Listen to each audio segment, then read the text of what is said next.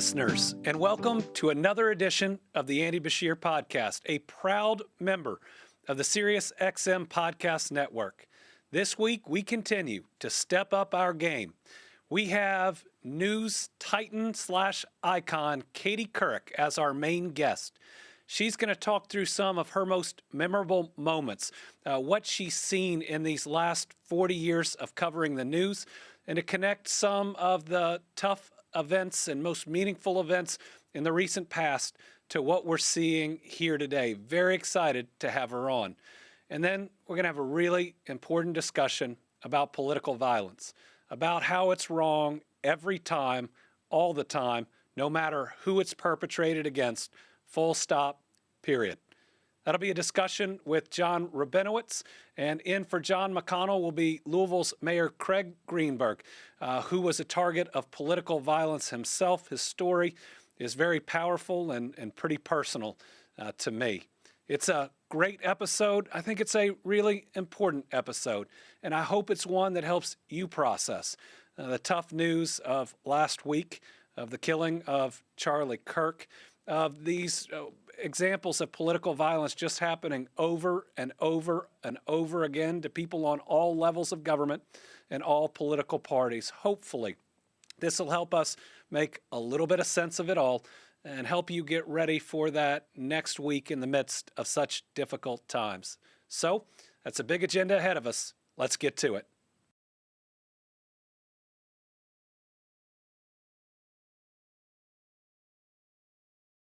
Our guest this week is award-winning journalist who has anchored for NBC, ABC, CBS, first woman to anchor an evening news segment. We have with us Katie Couric. Thanks for joining the podcast. Hey, Governor, nice to see you. How do you like doing a podcast? I've enjoyed it. I actually get to ask the questions for once, and that's not that bad. Did you have any aspirations to become a journalist at any point in time? Well, we'll see. I'm okay with my current day job, but certainly the ability to talk to people directly, but then to tell stories for people to get to know people is pretty exciting.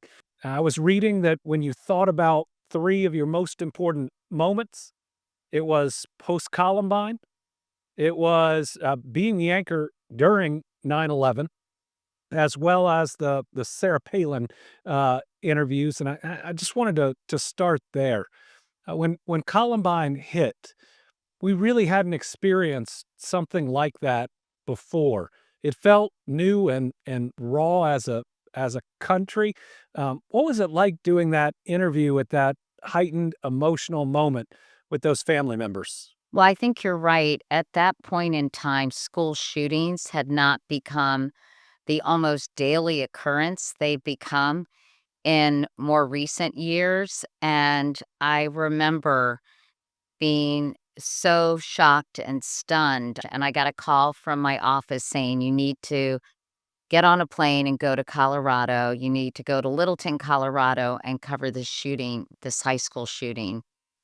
And you're so right. I mean, the level of carnage, the brutality of that day, the complete shock that this could happen at an American high school in a relatively small town in Colorado was almost unfathomable. And I think for me, I have always tried to cover the personal side of stories, the real world human impact of events. And I think that interview has always been so memorable for me because I interviewed a father, Michael Scholes, who had lost his son, Isaiah, who was hiding under a chair in the library, and Craig Scott, who had lost his sister, Rachel, and who I recall who knew Isaiah and was sitting near him in the library when he was shot and killed. And these two people coming together, united by this horrifying event and unimaginable shock and grief, was just a profound experience for me to witness. Do you think the country missed an opportunity after Columbine in responding to, preventing, in making sure that these types of incidents don't happen, because they happened time after time after time post Columbine. It happened in Paducah not very long after that. I remember covering that story, Governor. I remember covering what happened in Paducah. And, back then, these were anomalies. They didn't really happen very often. And every time they did, they were shocking. And now it's become, sadly, like a broken record. And people pay attention to it. They look at the death toll or how many people were injured, and then it seems as if they move on to the next thing. I can't tell you how many missed opportunities I've seen when it comes to school violence and our complete lack of effort in creating and supporting sensible gun laws. 74% of NRA members are actually in favor of stronger gun regulation. And yet, this small, I think, extreme movement within the gun rights community feel that it's a slippery slope. And, I also covered Sandy Hook, where all those 6 and 7-year-old children were shot and killed. And I became friendly with some of those parents, Mark and Jackie Barden in particular, and their son Daniel was killed with a high-powered automatic weapon. And, they couldn't even identify his body because you couldn't recognize little Daniel's face.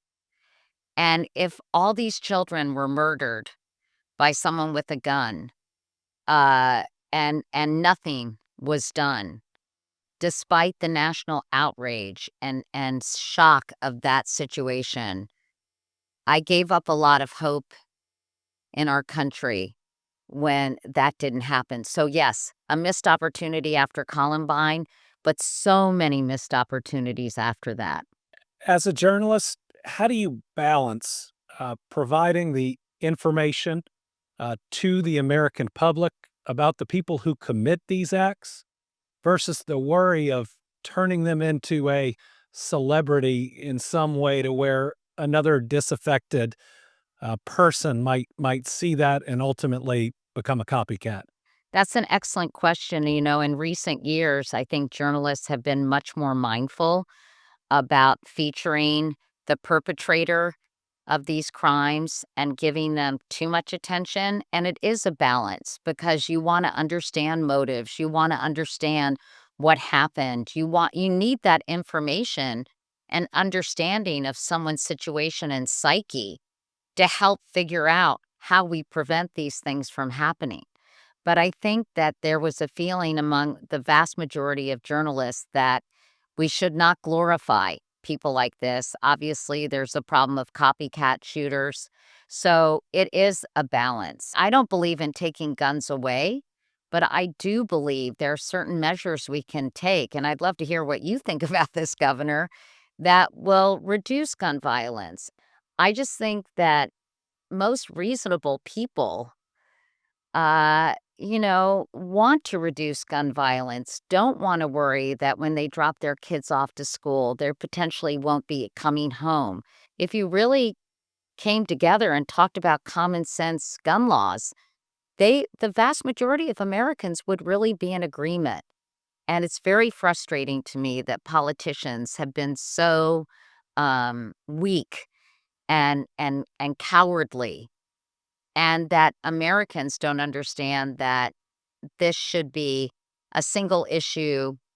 Voters should really be electing people who agree with this. So as you can see, I'm not particularly objective on this issue because I've met and seen and gotten to know too many people who have lost loved ones to gun violence, especially little kids whose only mistake was going to school that day.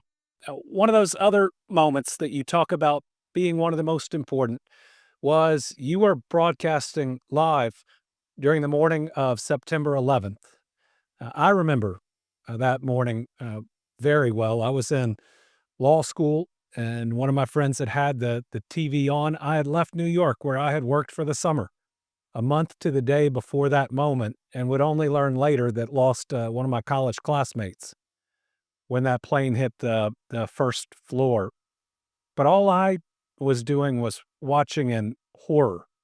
So, what was it like personally to be seeing something that was unthinkable, that you knew that there was going to be catastrophic loss, but still needing to calmly talk about it with the nation that's watching it? Well, I've never felt more responsibility in my life or in my career because I know so many people were watching in stunned silence, trying to process and understand what was transpiring before our eyes in real time. And it was, I was terrified. I mean, I think about it and I think about how my hand was shaking like this, and I had to sit on it so viewers wouldn't see how shaken I was. And I think I just really willed myself to, switch into uber professional mode and try to get as much information as I could and share as much information as I could with all the people who were watching that day. And, this is what I have been trained to do is to gather information, try to make sure it's accurate, which is very, very difficult in a live situation with unfolding events, and then try to convey it to an audience. So it was a very hard, harrowing, and I mean, the words can't even describe how upsetting that day was. And thinking about those poor people. Were you based in New York? Yes, I was on the Today Show at the time. The Today Show broadcast from New York from 30 Rock in Midtown, and, what was happening was not far away. And of course, I worried about my parents who lived in Arlington, Virginia, because if you remember that second plane that crashed in Shanksville, Pennsylvania, was headed to the Capitol or to the White House. And then the Pentagon happened. My parents lived in Arlington. I remember when I had a short break, I called them and told them to get in the basement. That's how afraid I was.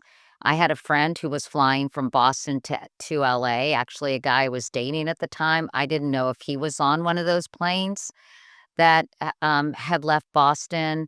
We had people at the Today Show who's had loved ones who worked in the Twin Towers. So it was such an array of emotions that day, worried about people on a personal level. And then, of course, worried about people I didn't even know who were clearly, uh, facing a terrible fate, and then worried about the country. So there were all levels of concern as I was broadcasting that day. But as I said, I've never felt my job was more important than when I was covering 9/11 and trying to bring some not only information, but humanity to what unfolded not only that day, but in the days and weeks and months following it. We did a recognition of 9/11 this year, and what struck me was Lexington's police chief talking about how traumatic September 11th was, but how unified we were as a country on September the 12th. We've been through a lot of other traumatic episodes since. Do you think it's harder for the country to come together, to be unified after one of these horrific events? Well, I think when there's something like this that is so catastrophic and doesn't discriminate between Republicans and Democrats, and it is such a massive event, um, I think people forgot their political ideologies and just became Americans and concerned citizens. I'm trying to think of a unifying. I mean, it's a kind of an oxymoron to think of a unifying tragedy like 9/11, and I'm not sure we've had anything quite like that, although I would argue something like Sandy Hook should have been. And unfortunately, it wasn't. Um, so I think, you know, I pray that something of that magnitude never happens again. But if you remember, even though there were political disagreements and there was some animosity between Democrats and Republicans at that time, I think the political divide and the chasm was a lot uh, not as deep as it is today. And I think today everything is seen, almost everything is seen through a partisan lens, unfortunately. And if you think about the Charlie Kirk assassination, he is the personification of political polarization, to be alliterative about it. Even murder can somehow be political suddenly or partisan. Yeah, well, I think, you know, I mean, this was not, I mean, obviously, political violence is horrible. Um, but it's been really fascinating for me to watch how this event has been received. And I wonder if it was someone who was, say, on the left side of the spectrum, who was considered pretty outspoken, provocative, and dare I say, even somewhat radical in their views, how that would be received by the country too. So I think the murder of Charlie Kirk is a tragedy. And as I said, political violence should be decried among everyone. But I also think in the final analysis, it is, you know, how his work is being viewed posthumously it's been fascinating too, because I think, you've got a portion of the country who sees him as a hero and a martyr, a man of faith, somebody who cared deeply about the country and was open to debate.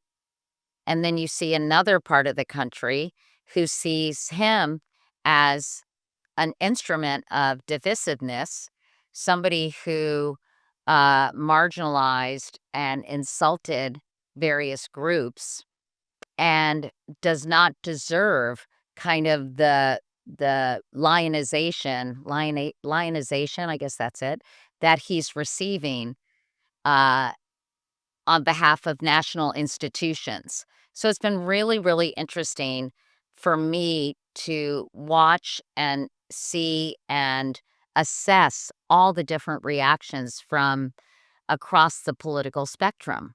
So the last of those three major moments or interviews, days that you talk about are your interviews with Sarah Palin. And certainly Sarah Palin, at least to me, was something very different in the political realm than we'd ever seen. While it would come later, almost the first reality TV type candidate for a major office. So I guess my first question is, do you think that there ever would have been a President Donald Trump without a VP candidate, Sarah Palin? Absolutely not. I think she was the first example of the injection of an incredibly charismatic, relatable, accessible person into the body politic.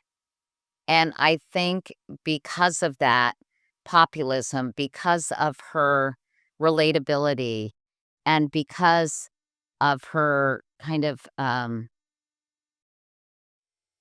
I don't wanna say shtick, because I don't think it's a shtick, I think this is the way she really is as a person, the way she talked and kind of the "aw shucks" and kind of the word salad. I mean, talk about word salad. I mean, she was the top chef of word salad before Kamala Harris even came on the scene.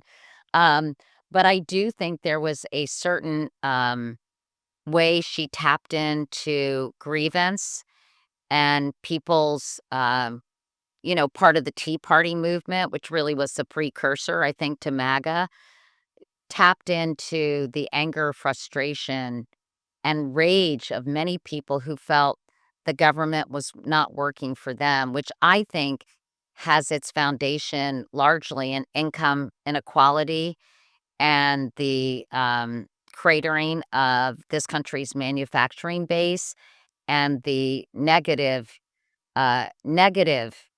repercussions of globalization.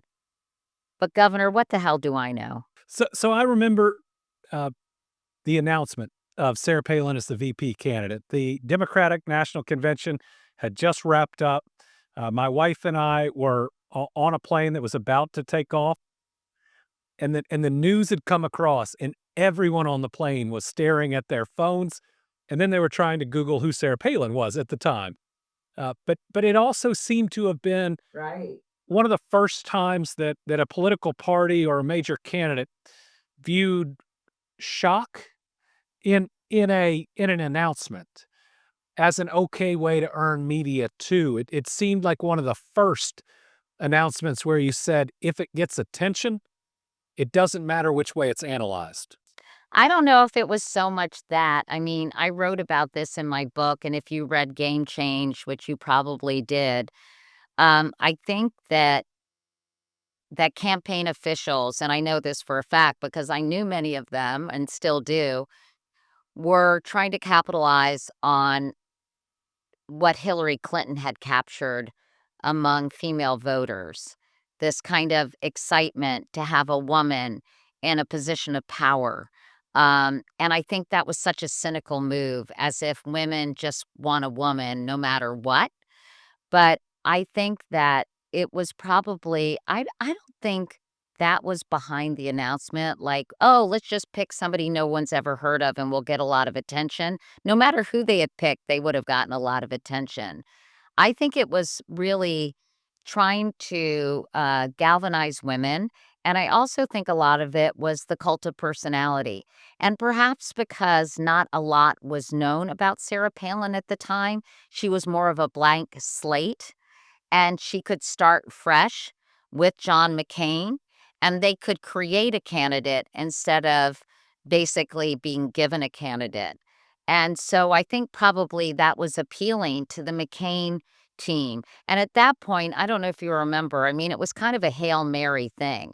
He desperately wanted Joe Lieberman, his really good friend, but I think they had to do something out of the box to kind of juice the campaign.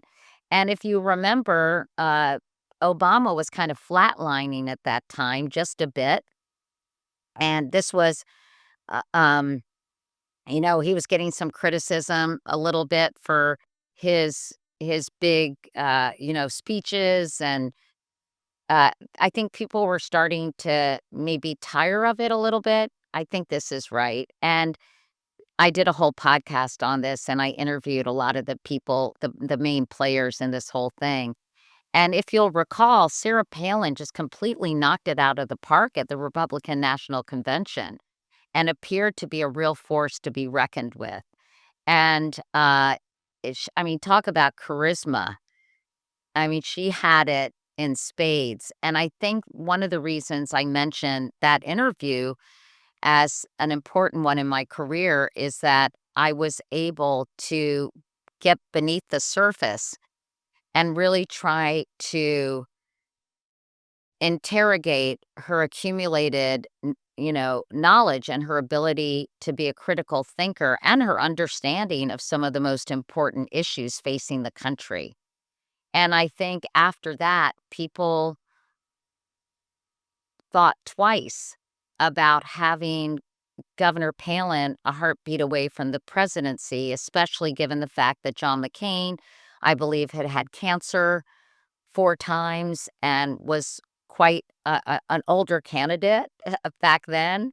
And so I felt like I my interview was very revelatory and very helpful to voters.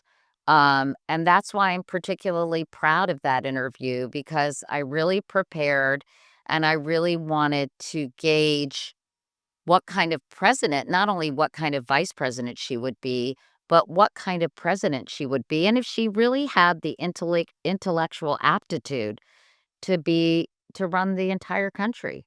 As we wrap up, give me one thing that you are most worried about for the country and one thing that makes you the most hopeful. Is this like the the rosebud and thorn game? That's the goal. We like for everybody to leave just feeling a little bit lighter after talking through the tough topics. So we always like talking about hope as well. Well, clearly I'm really worried about the country. I can't sugarcoat it in any way.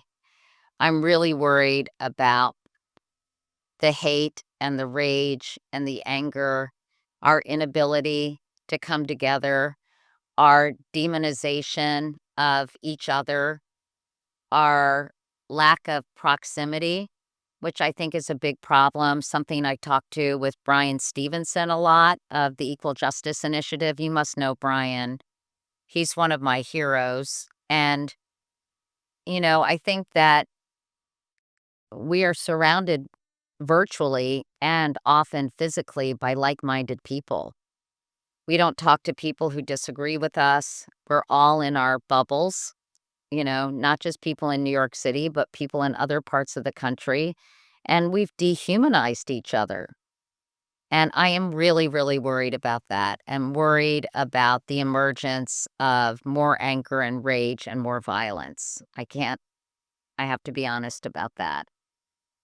And I'd love to talk to you about how we address it, because I think this country really needs some healers and really needs true leadership in getting us out of this constant cycle of blame and shame and hatred. After that very well said answer, we definitely need a little hope. I think people are basically good. I'm kind of a glass half full person. I think people are nice and care about people and would help somebody in need and would be a good Samaritan if they saw someone struggling on the side of the road, like the Good Samaritan did in the Bible. And I only quote the Bible when I read about a story in a golden book, because I'm not a big student of the Bible. I wish I knew more about it and would like to study it more honestly as a piece of important literature. Um, but I think that social media has really drowned out the good-hearted people who aren't super pissed off at the other side.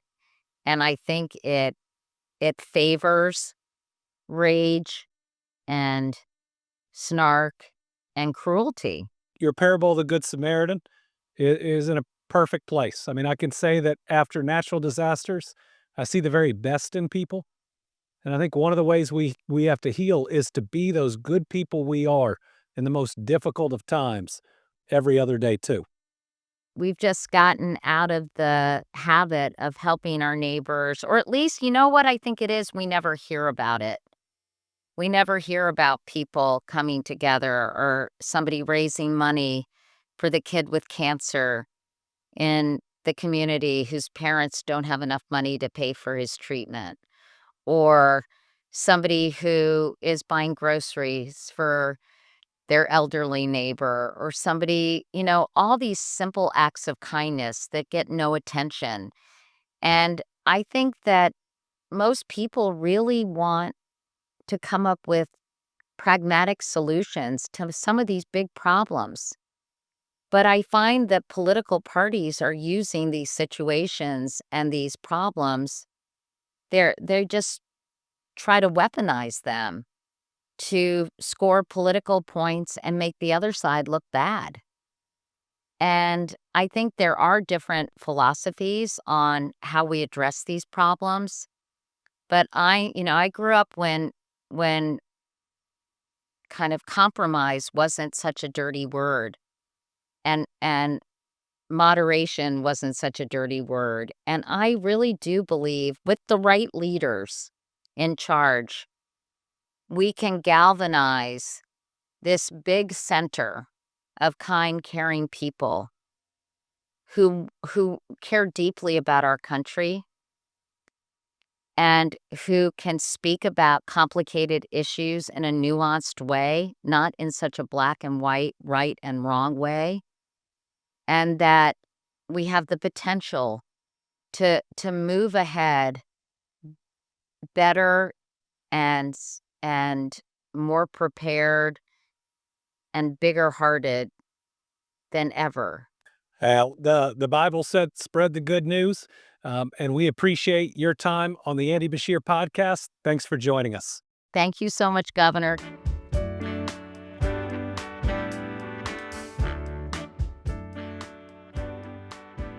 You're listening to the Andy Bashir podcast.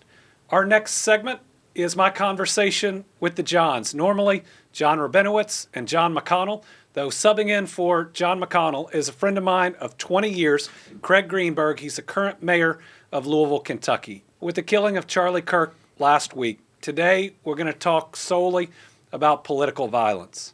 For some of you who maybe saw that really graphic video, it may be a tough topic, so it's okay to pause the podcast, to take a breath, or at any point that you need to step away and just take care of yourself. There's some trauma that our bodies and our minds aren't meant to take. We care about each and every one of our listeners. Thanks for being on the podcast. Yeah, great to be with you all. Welcome to the team. It's great to be here. So we saw last week the murder of Charlie Kirk, a political influencer that sadly isn't isolated. It follows so many other examples of political violence. We saw the murder of the former Speaker of the House of Minnesota. We saw a firebombing of my friend Governor Josh Shapiro's home while his family was inside their governor's mansion in Pennsylvania. We've seen assassination attempts against our current president. We saw threats and a plan to kill Governor Gretchen Whitmer. It seems like these happen over and over. And a little more than 3 years ago, we saw one of those acts of political violence, Craig, that was actually directed against you. That's right. On Valentine's Day of 2022, I was a few months out from running for office for the first time, as you well know, for mayor of Louisville. And in my campaign office, we hadn't given a single thought to security. In fact, I was hoping people would come into our campaign office. That was a good day when people would come visit you a few months before your first ever primary election. And a man walked in our office. We were having our Monday morning meeting. It was Valentine's Day. It was the day after the Super Bowl. We were gathered around in a circle, and I saw an individual who stood right in the doorway, never said a word, pointed a gun directly at me from about 15 feet away, and fired 6 gunshots. I am the most fortunate person in the world to still be here today that he missed. One of the bullets grazed my sweater. That's how close I came to life and death. I was only through the heroism of my colleagues that were in the room with me that thought quickly, and when there's a split second, threw the door shut. Right, when he noticed there was a pause and likely changing ammunition, slammed the door, and then my other colleagues and I, we threw the furniture up against the door to barricade ourselves in. He tried to bang and get in and then ran off. I don't know how I survived. I distinctly remember the moments. I don't remember, I just remember seeing him at the door, hearing the gunshots, and then being on the ground. It was a surreal experience, one that changed my family and me forever. I want to touch on that because I look at those pictures of Charlie Kirk with those 2 little kids. Yeah.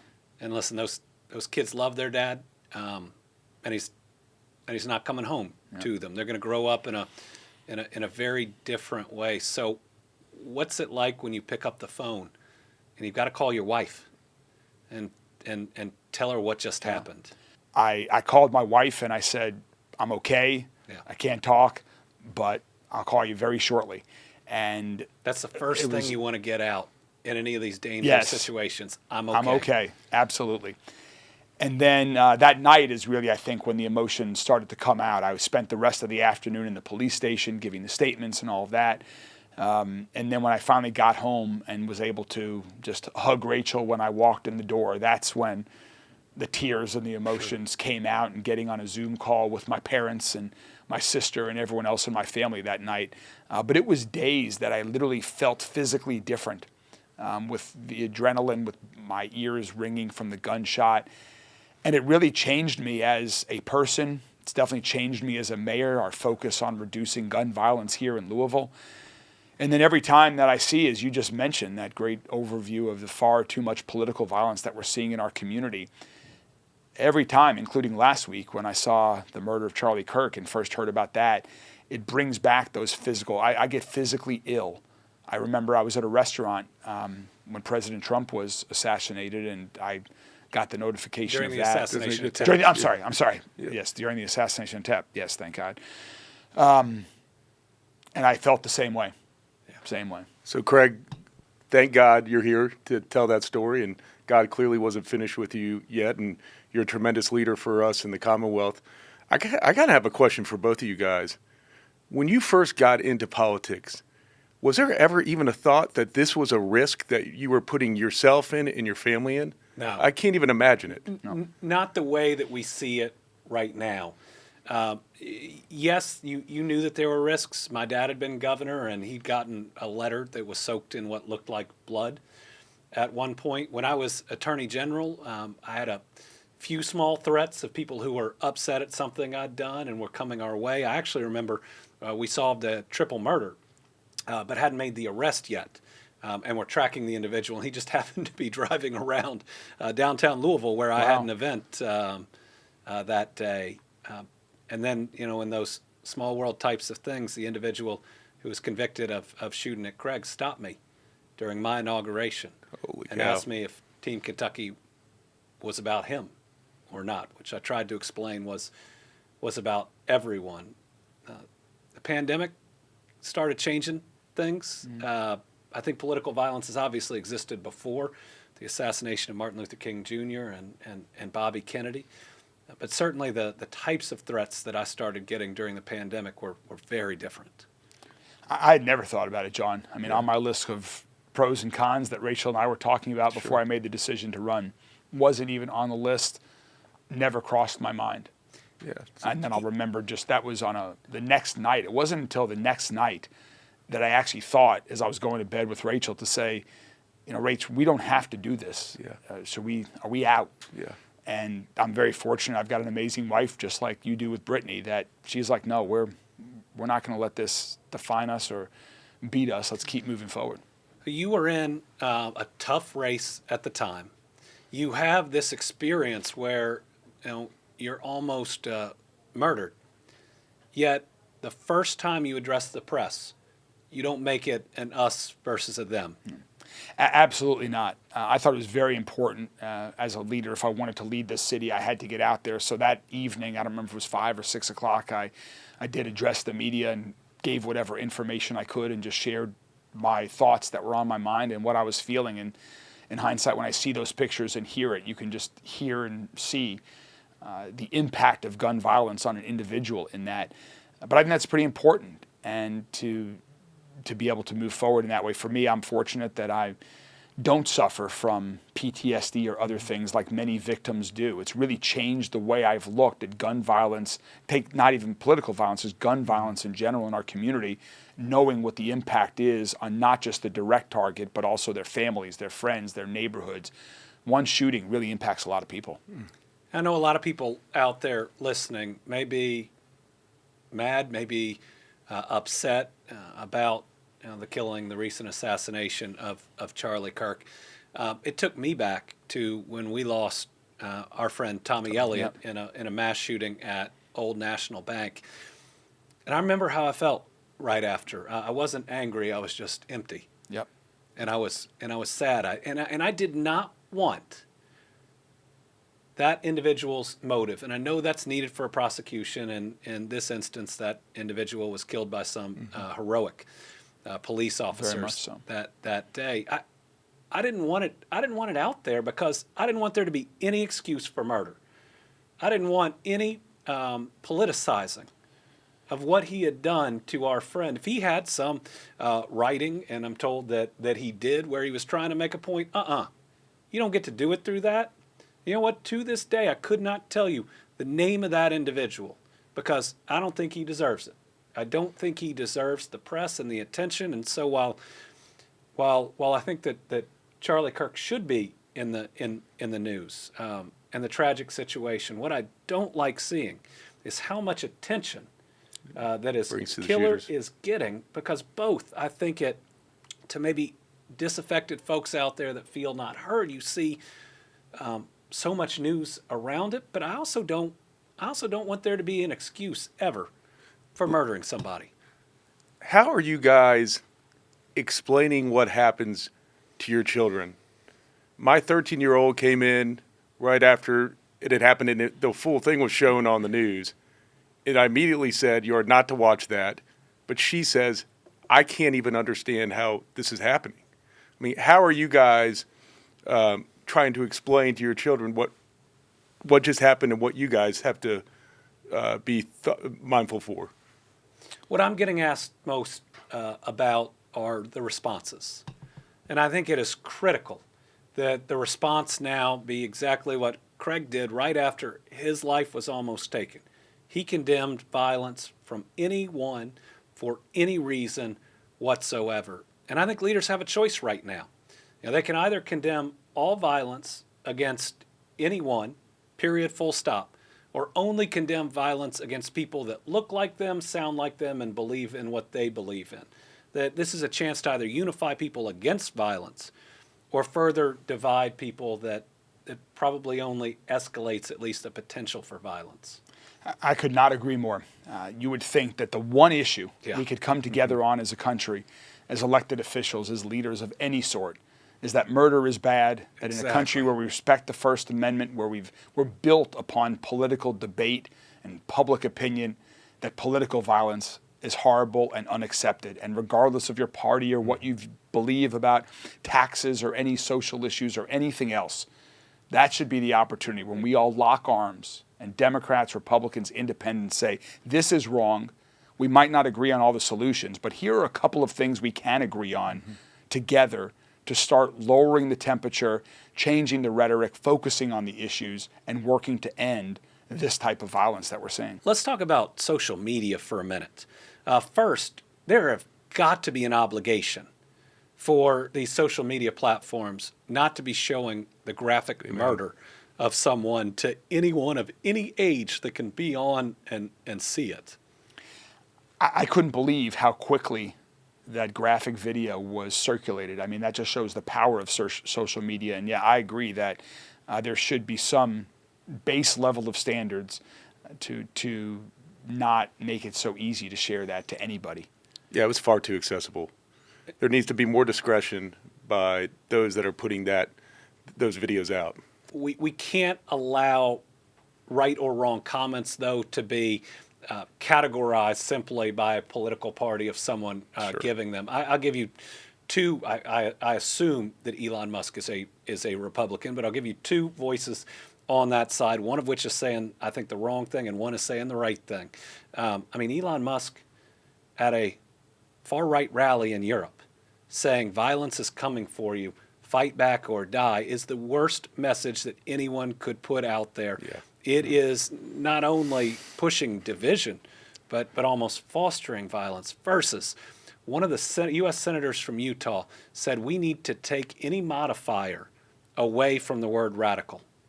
We shouldn't be talking about a radical right or a radical left. What he was saying is when it's reached this stage, it's wrong, no matter what the motivation or so-called motivation. I worry that that's just an excuse. I totally agree, and I think that it's also so counterproductive.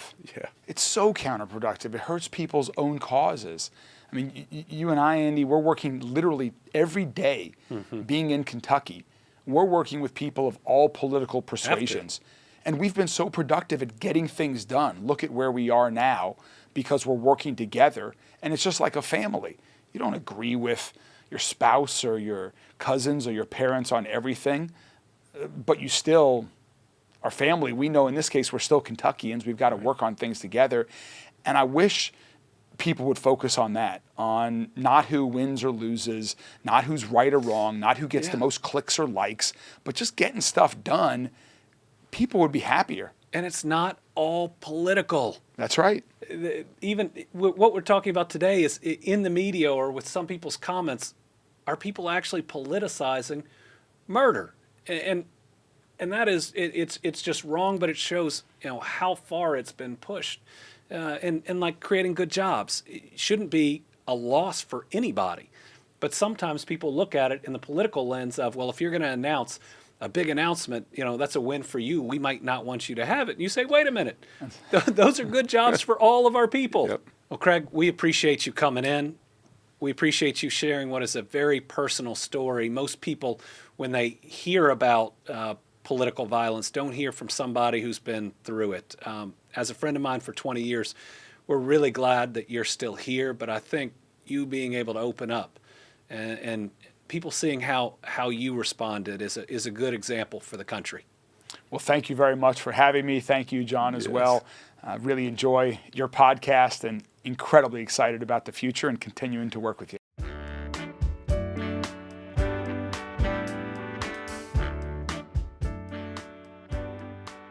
We are closing out this episode of the Andy Bashir podcast.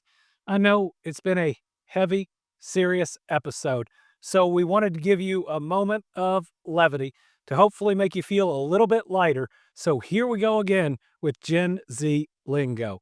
Our teacher this week is Media Pros intern Shy Young, who's normally on the other side of the camera. Thanks for joining us. Thank you for having me, Governor. Okay, what do you got for us? So today's phrase is clock it. Oh, this Clock is it. easy. So that's like how much time it takes to do something. Oh, you're thinking billable hour work. You're back to your lawyer days. Clock it definitely means hit it, like punch something, right?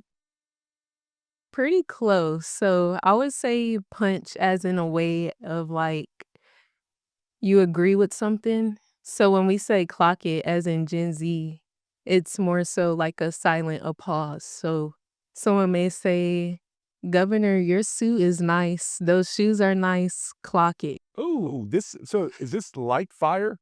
Yeah. I don't know. That was more like drip. Good point.